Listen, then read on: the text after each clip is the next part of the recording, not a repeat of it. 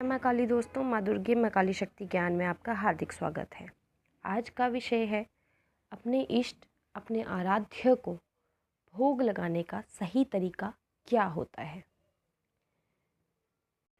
देखिए, बहुत सारे ऐसे लोग हैं जो अपने इष्ट अपने आराध्य को भोग तो ज़रूर लगाते होंगे, परंतु वो भोग क्या आपके आराध्य स्वीकार कर रहे हैं या नहीं कर रहे हैं। हम ऐसा क्या करें, हम ऐसा कौन सा तरीका अपनाएं जिससे हमारे इष्ट हमारे आराध्य उस भोग को स्वीकार करें। हम बहुत सी ऐसी त्रुटियां करते हैं जिसकी वजह से हमारा भोग उन तक नहीं पहुंच पाता है। तो आज हम उस विषय में बात करेंगे। बहुत सारे ऐसे घरों में मैंने देखा है जहाँ पर वो भोग लगाने जाते हैं और वैसे ही 2 मिनट के बाद उस भोग को वापस लेकर आ जाते हैं और उस भोग को आपस में बांटकर खा लेते हैं। कुछ लोग अंग्यारी पर भी भोग देते हैं।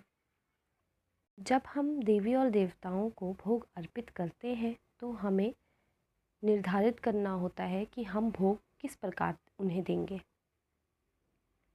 जैसे कि तो अंग्यारी पर जो भोग दिया जाता है वो सर्वोपरि माना जाता है, जो सीधा हमारे आराध्य तक पहुंच जाता है और वे उसे स्वीकार भी करते हैं। कुछ लोग रोज़ाना का भोग का चुनाव करते हैं। वो सुबह शाम का भोग अपने इष्ट को आराध्य को देते हैं। कुछ लोग हफ्ते में एक दिन का चुनाव करते हैं। उस दिन वे अपने इष्ट को आराध्य को भोग देते हैं। कुछ लोग 15 दिनों में एक दिन का चुनाव करते हैं जिस दिन वे अपने इष्ट को आराध्य को भोग देते हैं।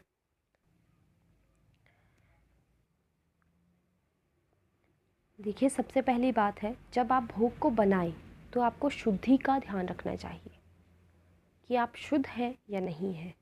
उस भोग को अपने हाथ पैर धोने के बाद, अपने आप को शुद्ध करने के बाद भोग बनाने की विधि को प्रारंभ करें।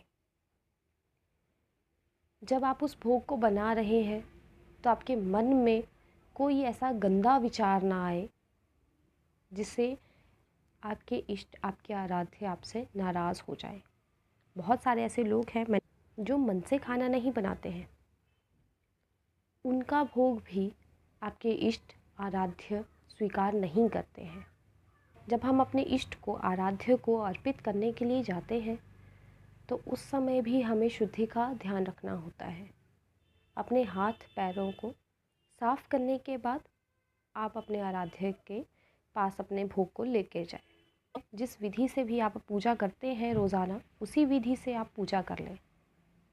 उसके बाद आप उनकी आरती कर लें। आरती करने के बाद आप भोग को अपने इष्ट को अर्पण करें। अब जब हम भोग लगा रहे हैं अपने देव को, तो उस समय हमें इस बात का ध्यान रखना है कि हमें उन्हें हाथों से भोग नहीं, मन से भोग लगाना है। जो हम चीज़ दिल से लगाते हैं वो वे स्वीकार करती हैं। चाहे आपके पास कुछ ना भी हो, आप उसके बारे में विचार करके मन से अपनी देवी को देंगे तो वो स्वीकार करेंगी।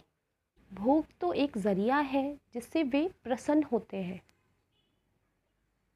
अब जब आप भोग लगा रहे हैं तो उस समय आपको मन से उन्हें ये कहना है कि हमारे जो भी इष्ट हैं, हमारे जो भी आराध्य हैं, उनका नाम ले लीजिए। उसके बाद आप उन्हें कहिए कि हे देवी, मेरे पास जो भी रूखा सूखा है मैं वो आज आपको अर्पण कर रहा हूँ। आप भोग के रूप में उसे स्वीकार करें। आपके इतना बोलने पर ही वे खुश होकर आपका भोग स्वीकार कर लेंगे। अब आपको उस भोग को तुरंत नहीं उठा लेना है वहाँ से। आपको उस भोग को कुछ समय के लिए वहीं पर छोड़ देना है, जैसे आधा या पौना घंटा। उसके बाद आप उस भोग को वहाँ से उठा के ला सकते हैं। जब आप उसे लेके आ रहे हैं उसके बाद आप उस भोग को खुद भी खा सकते हैं, या उस भोग को आपस में या परिवार में, अपने परिवार में बांट सकते हैं। बहुत सारे ऐसे लोग जिनके घरों में ये होता आ रहा है कि जब भी आप भोग लेके जा रहे हैं वैसे ही आप भोग लेके वापस भी आ रहे हैं। आपके देवी और इष्ट ने, आराध्य ने वो स्वीकार ही नहीं किया। मान लीजिए आपको खाने के लिए खाना दिया हुआ है, आप 2 मिनट में उस खाने को खा सकते हैं क्या? नहीं ना। तो वैसे ही आपके आराध्य, आपके इष्ट भी होते हैं, वो किसी के भी सामने खाना नहीं खाते, उन्हें पर्दे में खाना खिलाया जाता है।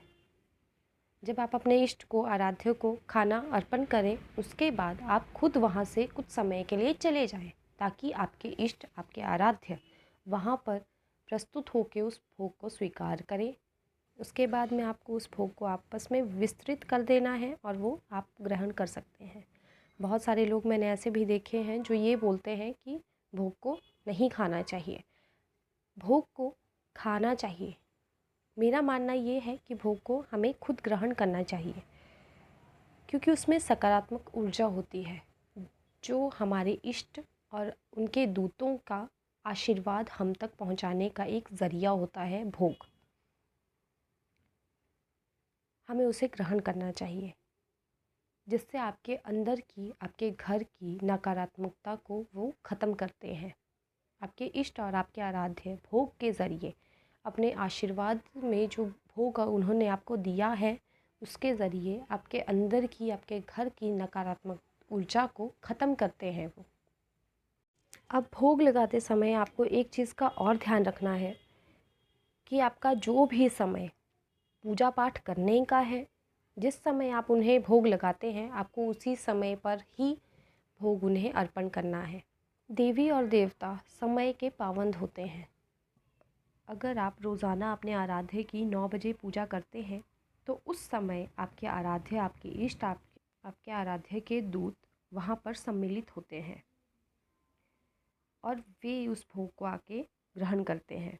उन्हें विलंब बिल्कुल भी पसंद नहीं है।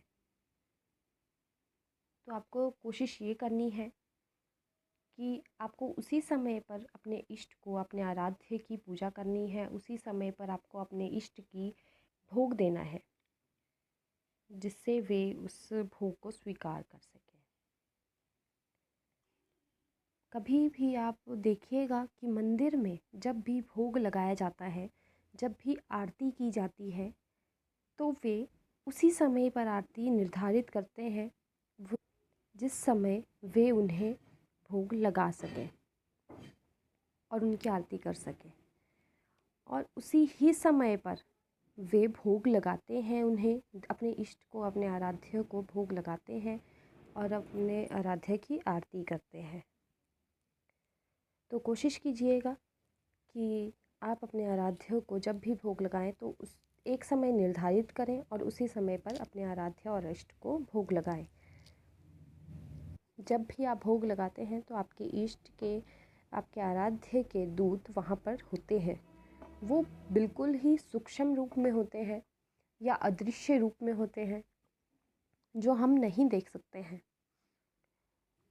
तो आशा करती हूँ कि मेरे इस विषय से आप लोगों की कुछ सहायता हुई होगी और आपको मेरे द्वारा दिया गया ज्ञान पसंद आया होगा अगर आपको इस विषय से संबंधित कोई भी प्रश्न है तो आप नीचे कमेंट बॉक्स में ज़रूर लिखें। मैं कोशिश करूँगी कि आपके सभी प्रश्नों के उत्तर दे सकूँ और आपके प्रश्नों के ऊपर वीडियो बना सकूँ ताकि आपकी कुछ सहायता हो सके। जय माँ काली, जय माँ दुर्गे।